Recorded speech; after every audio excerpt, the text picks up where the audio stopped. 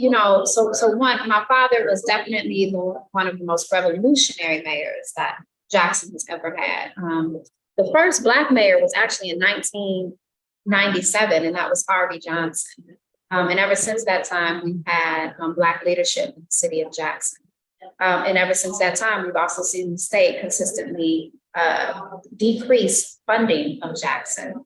Yesterday, we had a public hearing that was held by one of our House representatives, Zakiya Summers, as well as our coalition called Jackson Undivided, which is made up of over 60 individuals and organizations and advocacy groups that came together to fight against these bills. It's not just one, it's several. I'm gonna read them to you in a little bit.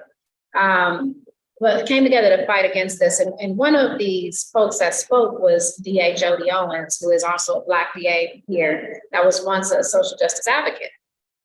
And he was talking about how every single county, every single DA office that had requested funds last year received them, except for Hinds County, the Hinds County DA, which is where Jackson sits, which is the Blackest county in Mississippi, and the largest by far. And so what we know is happening is pure racism is an attempt to deprive us of the resources that we need to actually sustain a major city. And we're gonna fight against it. We have been resilient people. We will continue to be resilient. We have figured out ways to bypass the state, and this is why they're pissed. This is why they have introduced 8 different legislative bills to attempt to take power away from Jackson. One of the most egregious is the one I mentioned, HB 1020. But in addition to HB 1020, we're waiting on a bill to come up now in the Senate floor, House Senate Bill 2889, which actually attempts to take the money that we rightfully petitioned for, that the mayor of Jackson, who is my brother, I'm not ashamed to say it, petitioned for, that the people of Jackson, we were out here every Monday, we were out here every day for months, fighting, demanding that the state fully fund us. Didn't fully fund us, got federal agency support, got $800 million, and now they're mad. And so now they're trying to take that money through legislation where immediately they would get over $450 million of the money we earned off the backs of Jackson residents. Well, isn't that foundational though, Lumumba, Rukia Lumumba? Isn't that how Mississippi was made great, how America was made great off the backs of other people's work and labor? This is American. That's as American as apple pie, what you're saying. Let me ask you this. A lot of people have opinions that don't live there. I have said, I don't know why every single citizen of Jackson is not in the streets right now or at the State House, not just complaining, like fighting for this to not happen. Is there an apathy, or am I not seeing what's happening? Because there is, one, definitely there have been action every day. They adjourned every single day last week early because we had this Capitol packed, right? So they adjourned early every single day because they didn't want to have these debates with residents present. Even right now, we've had the Capitol packed, but they only have until tomorrow to pass these bills. So they have to begin the move. What you don't see is the massive amount of work and time that people are putting into helping people understand what's going on. A lot of it is not going to be shown on our local media, right? Unfortunately. And we don't have a lot of national media here that often tracks it, right? And so oftentimes our efforts go unnoticed. But people have been out here.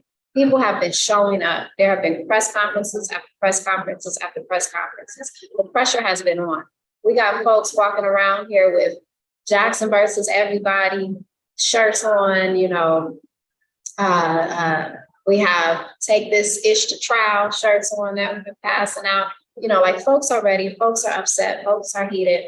We've been having town halls after town halls after town halls. We're planning a community public hearing. The one we had yesterday was a legislative public hearing, and it was intentional. As a coalition, we came together to push for that hearing because we wanted it to be, one, the legislative record. The numerous signatures that we've gotten on via petitions, the numerous not only elected officials that have come out and said that they were never consulted and don't agree with the plans, but the residents that will be most impacted by it, including mothers that have lost their children due to police violence caused by Capitol Police. And so we had one of our mothers, Arkila Lewis, who lost her son, Jalen Lewis, earlier last summer, unarmed and shot in the back of his head by Capitol Police. And so folks have been out here and folks have been working hard. It's been exhausting, to be quite honest. How much of the work that you do is thwarted by the gaslighting and misinformation campaign by people that want to take power? I want to play a clip. Delbert Hosemann, Lieutenant Governor of the state of Mississippi, was on a radio show with a guy named Paul Gallo. And here's what he said. We're going to play this. We are really suffering here, and most of that is generated by the mayor.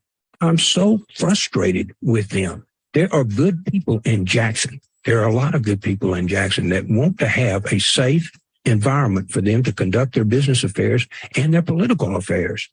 But the mayor is the biggest chokehold we got in this city.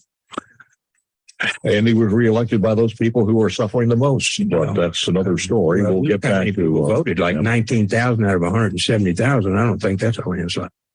The misinformation. Those people who, and it's always the buzzword of safety and crime. You know, we have to start to see the designs. It's Chicago, it's crime. It's Jackson, it's the crime. And then you had a whole coach feeding into it. Like we feed into the tropes and we give people the weapons to kill us. It's just crazy to me. When you hear the lieutenant governor talk about Jackson and the mayor and being under siege, the people in Jackson, what do you say?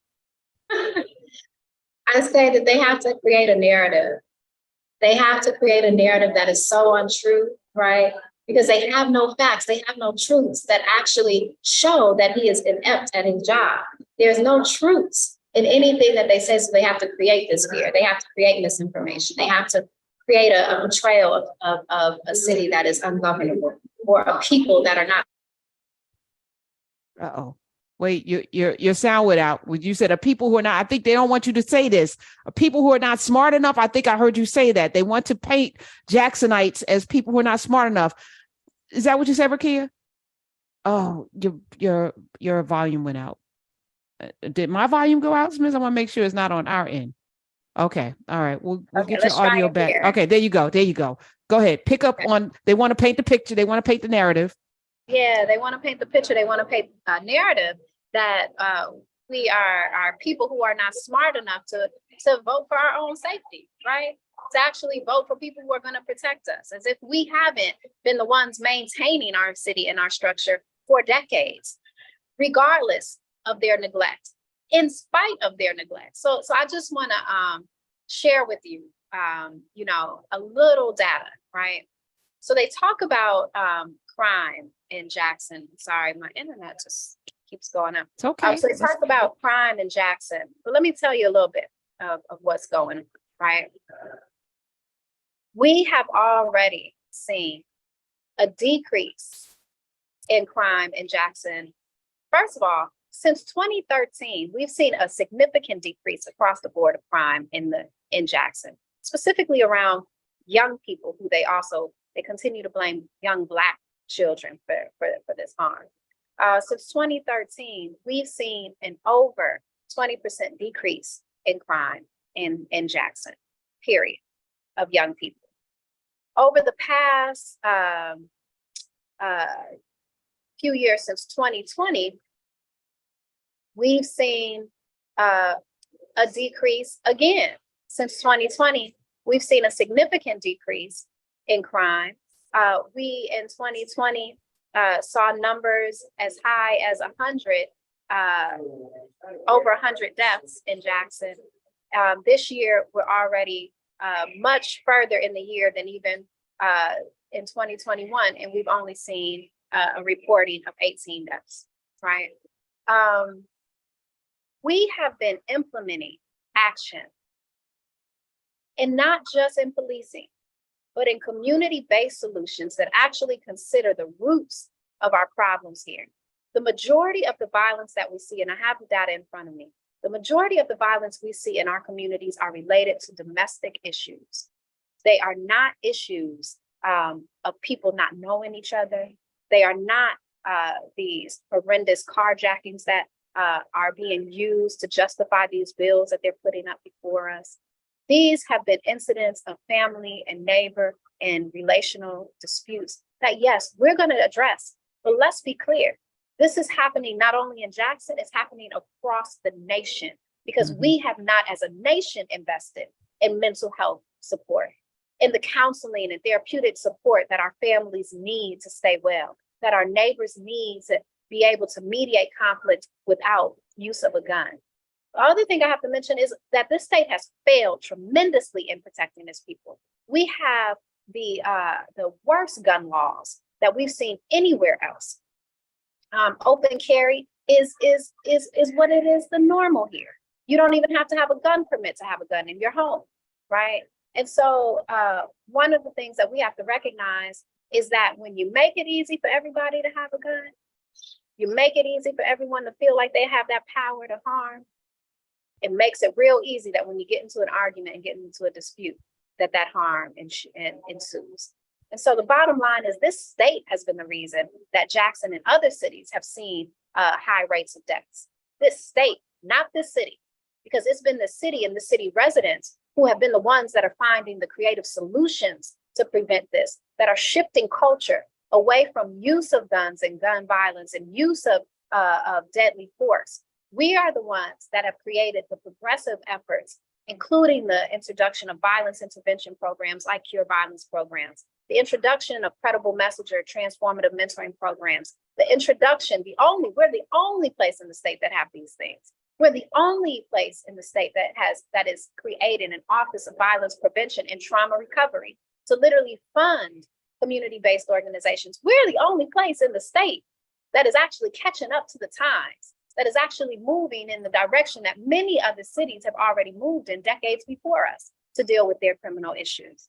And so, this narrative that the mayor and that the residents have been irresponsible is completely false.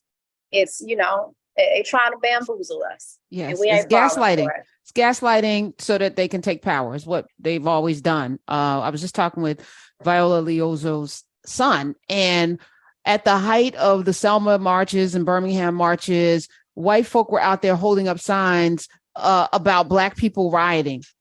That the Black people are the problem. We have to, stop the Black riots. They were gaslighting then. They're gaslighting now. It's the only way that you can win an argument, and you do it over and over and over again. And the fact that it's happening in so many different states, the same narrative makes it feel like it's true.